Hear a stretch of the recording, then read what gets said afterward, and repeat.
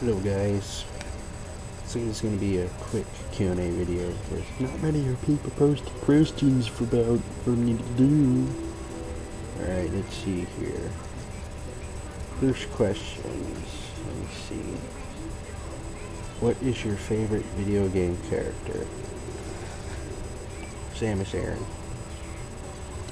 I don't really need to explain much. She's a bounty hunter, she's badass. And almost every planet she goes to blows up. What can I say? Let's see. Amadeus and Rosemary. What's the best thing about college you've encountered so far? It's definitely gotta be the amount of free time I have during the day, because while boring at times, at least I can get all my work done so I don't have to do it at home. Plus I get to hang out with a bunch of my friends that I couldn't in high school because our classes were different. Now that I have the free time, I can do that. Esoy. Table flip. Esoy, I'm not pissed off about anything. There's no need for me to do a table flip right now. You've done plenty of table flips. You can do one again if you want to. Okay. Big Black Venutus. Is admin male or female? Just wondering. Does this answer your question? Both of us are. Both me and Marcus are male. Or are we? We may be a trap. You never knew. No, I'm just kidding. Or am I? Okay. Faisal Parker. Sonic games I need to play. Just stay away from Shadow the Hedgehog, 06, and Secret Rings, and you should be good. Oh, and Free Riders. Don't touch Free Riders. And Sonic Chronicles. Other than that, you'll be good. Sky. When will you learn to stop being a faggot? Well, son, you're much of a faggot already. Our whole family is filled with faggots, so I don't think we'll ever learn to stop. Although Amadeus has to be the biggest faggot out of all of us. Honestly, he is. Okay, let me just see if there's any more on here. Okay. Aaron Pineda. If you could be a Pokemon, who would you be?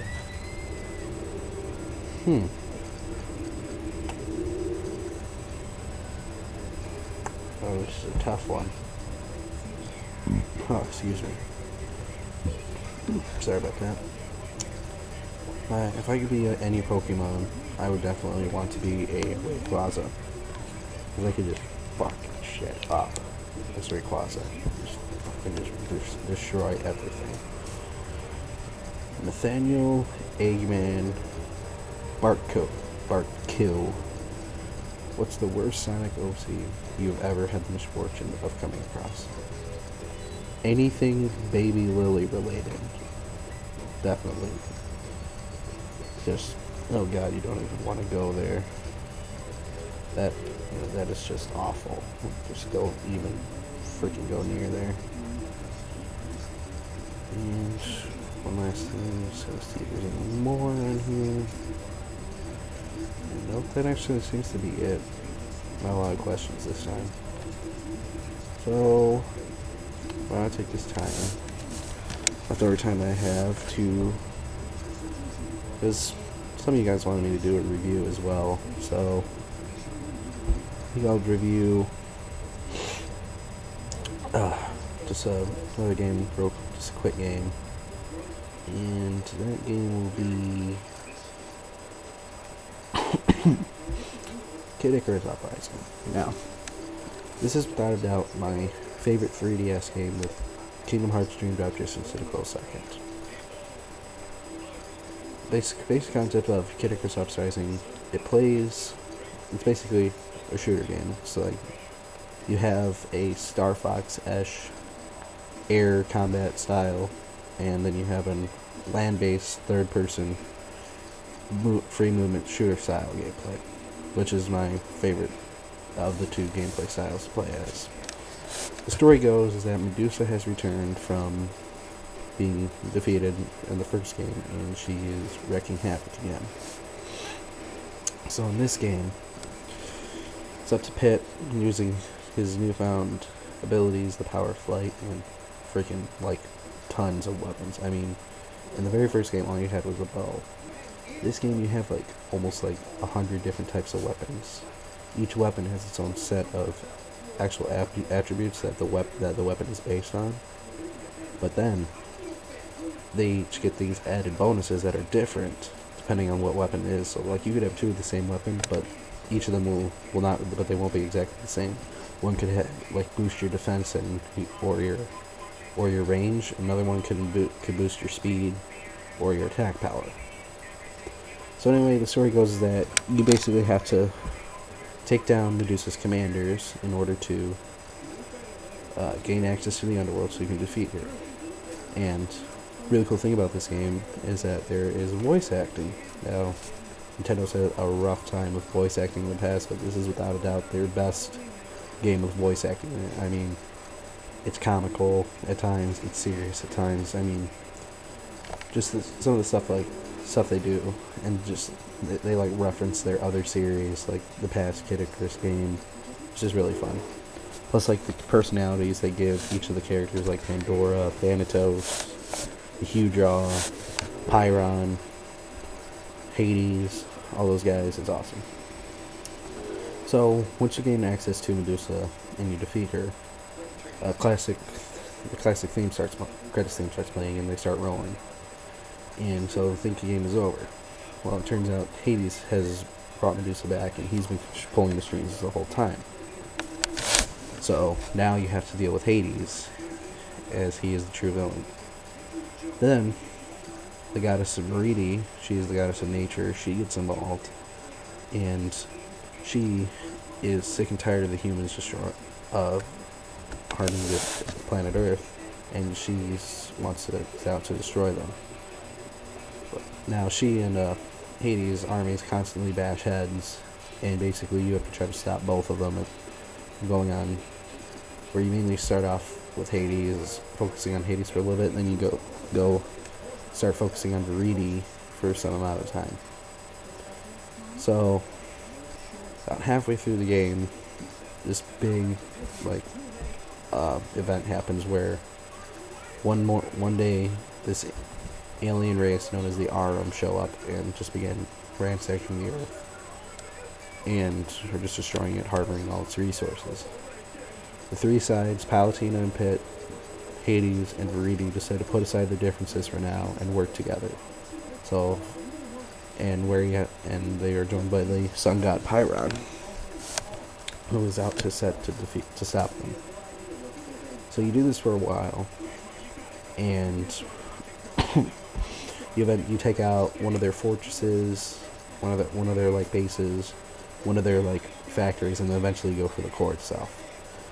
You get to the core, and Pyron fuses with it, reveals that he has wanted that power for himself.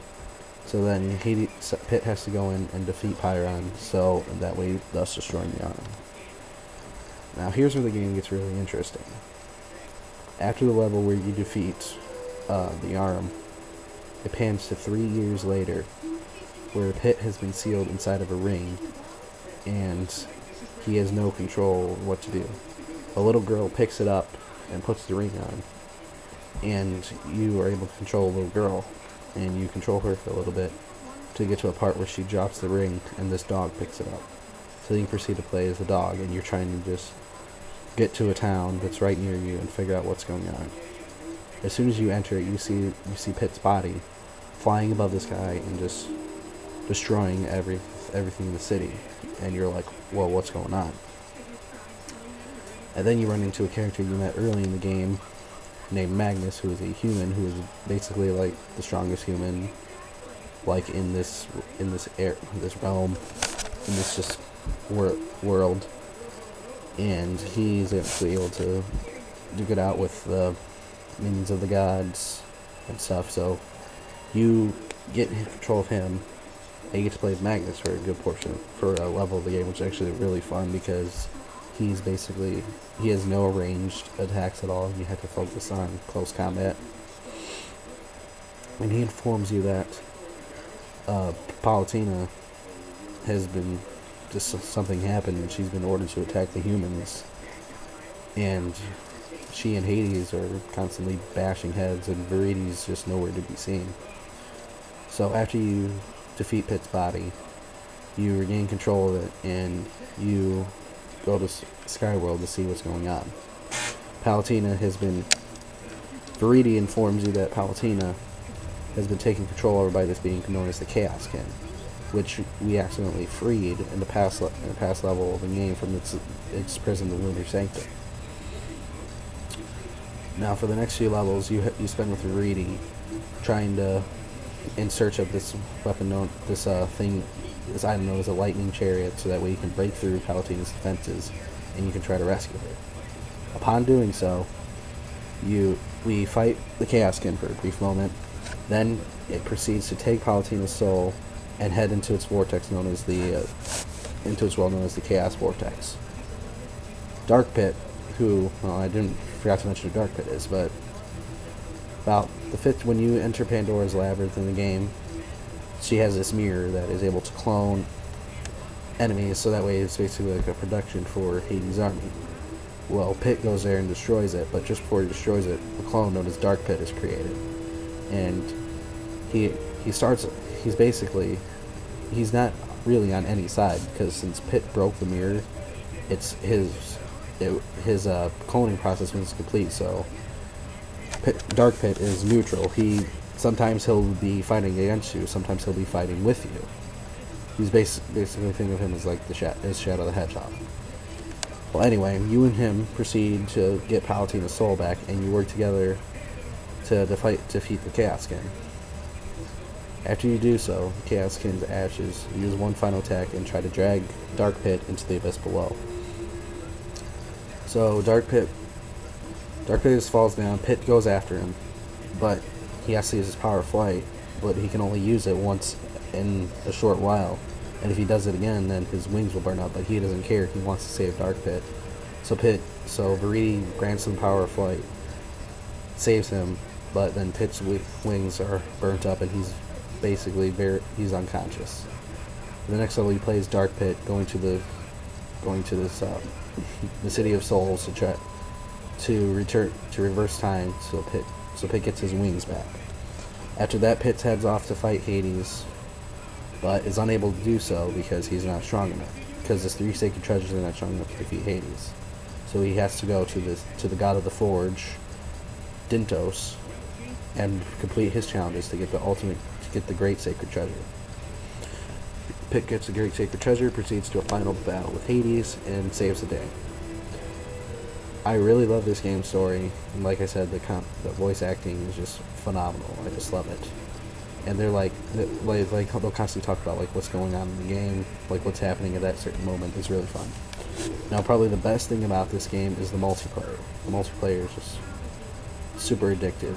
From six people all out brawl for themselves, to the preferred, and the main thing that gets people into the multiplayer is light versus dark, a 3-on-3 match where you and your team have to defeat the others, and it's just really fun and addictive.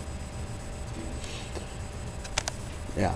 So, anyways, I would definitely give this game about an 8.5 out of 10. I mean, the controls are actually pretty awkward, especially if you're using the touchscreen controls.